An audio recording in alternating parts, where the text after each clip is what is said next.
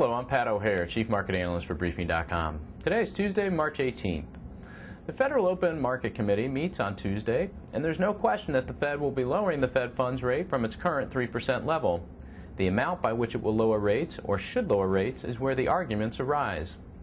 We can tell you that the market is pricing in a 96% probability of a 100 basis point cut and a 4% probability of a 125 basis point cut as of this recording. This implies that a cut of at least 75 basis points is a foregone conclusion as far as the market is concerned.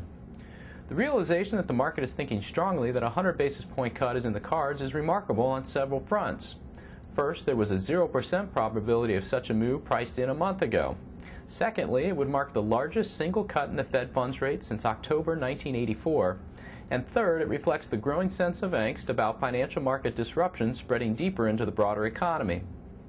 The Federal Reserve in large part has driven expectations for Tuesday's meeting to where they are based on recent actions that have included committing $436 billion in funding for the money markets, the first lending to a non-bank institution since the 1960s, and a Sunday cut in the discount rate that was the first weekend policy action in more than 25 years. The combination of the aforementioned developments has spurred a host of concerns about the credit market that participants believe necessitates such aggressive action. Additionally, a spate of weaker than expected economic data since the last FOMC meeting has also stirred the expectations pot.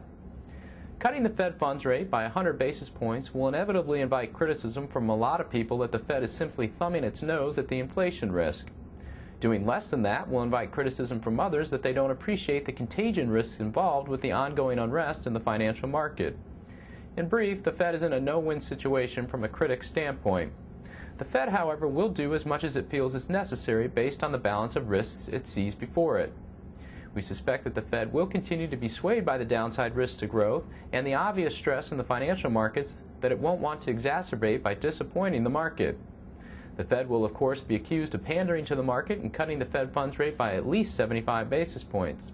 Say what you will, but the yield on the 2-year Treasury note at 1.47%, a move in the Fed funds rate to 2.25% or even 2% is certainly defensible in shaping an accommodative stance aimed at bolstering economic growth.